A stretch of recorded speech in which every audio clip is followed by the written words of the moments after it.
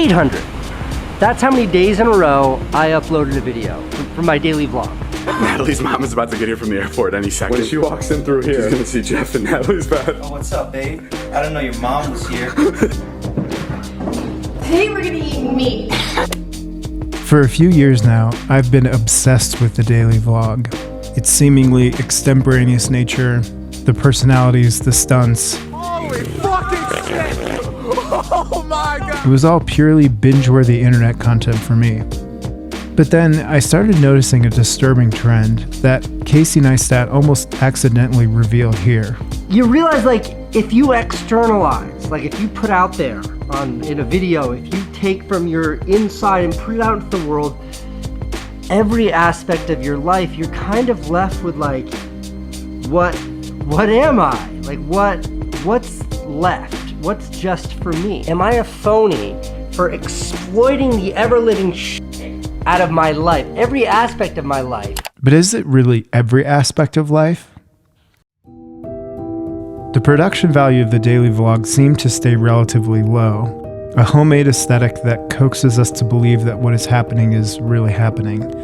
But the stories became more produced, the characters more two-dimensional. I feel like you always walk into my house, make fun of my family, and fucking leave. You're an asshole, motherfucker. That's my job. These stories started to drift further and further from reality, and pushed to the extreme, they ended in violence. And that breaks my heart, knowing that I was doing all this stuff and I was making all this content while there was people that were still really hurt. How did we go from a slice of life every day, a relatively boring documentation of materiality, to the fully pre-produced 3-act structure narratives we're used to now? That is the rule of a 3-act narrative. You've got a beginning, you've got a middle, you've got an end. Setup, conflict, resolution. Basically, how did we go from this Alright, so here we are, one of the elephants. to this?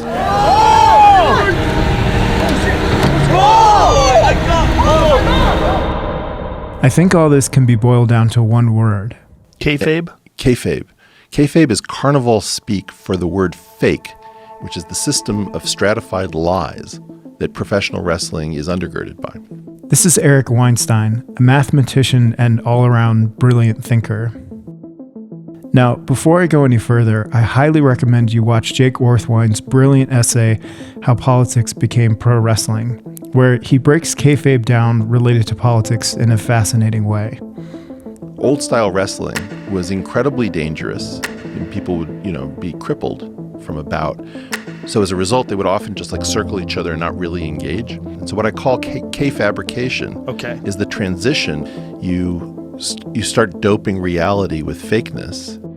And as a result, professional wrestling became more and more a fabrication of its former self into the spectacle that we see today.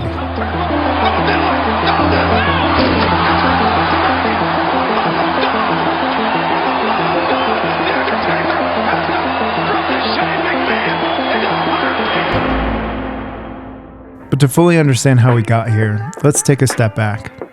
In 1987, Nelson Sullivan began videotaping nightclubs in New York, documenting what he saw in a very gonzo journalism style of filmmaking. I had to get out of the house today because I was so angry because everyone had been invited to Michael Ailen's dinner party but me.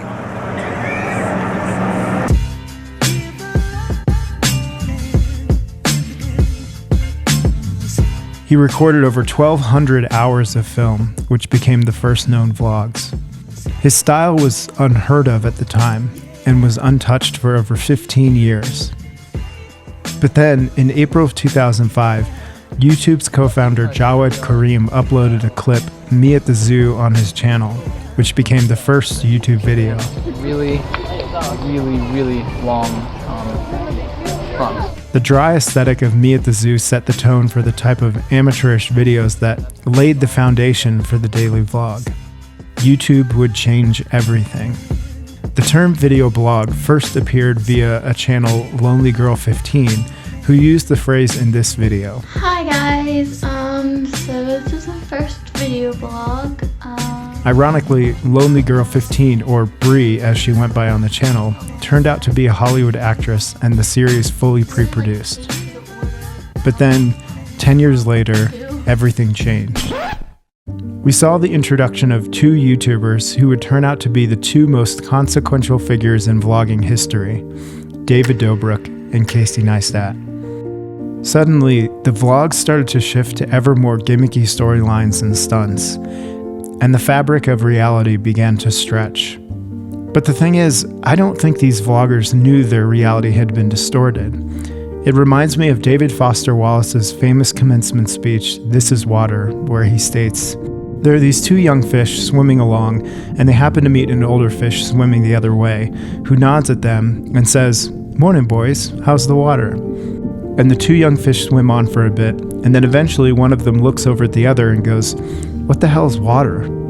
I think the Kayfabrication of vlogging reality is the water particularly Casey Neistat and David Dobrik swim in. I think there are so many layers of deception, they themselves don't even see it anymore." Right, and so you had a famous storyline, I can't remember who it was, where a wrestler was apparently supposedly having an affair with another wrestler's wife, and that was the storyline. So the people who write these things are called bookers. So the bookers had come up with this storyline, and then the affair became real because the brain couldn't sort of manage all of the deception. But there is a pendulum swing happening. People like Emma Chamberlain and Elle seem to feature the mundanity of their worlds and cover topics that are shunned in a kayfabe vlog like David Dobrik's, such as anxiety and depression. So basically, I had a mental breakdown yesterday. Let's just keep it plain and simple. The reasoning for my mental breakdown was basically, I just have really, really bad anxiety. Sometimes I go through phases where it's just like really, really bad. Now, I'm not saying vlogging should be boring. I particularly love, at times, Casey Neistat's positive spin on his life. I just think the textural elements of life are sometimes interesting, and certainly more real. Sometimes life is sad. Sometimes it sucks. Sometimes it's boring. If vloggers leave this out, they're contributing to the world-devouring machine that is the vapid reality of most other social media platforms.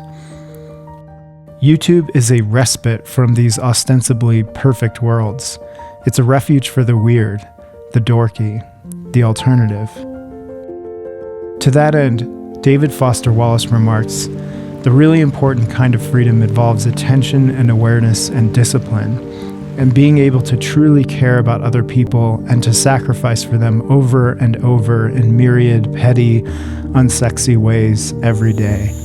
It is about simple awareness of what is so real and essential, so hidden in plain sight all around us, that we have to keep reminding ourselves over and over again. This is water. This is water."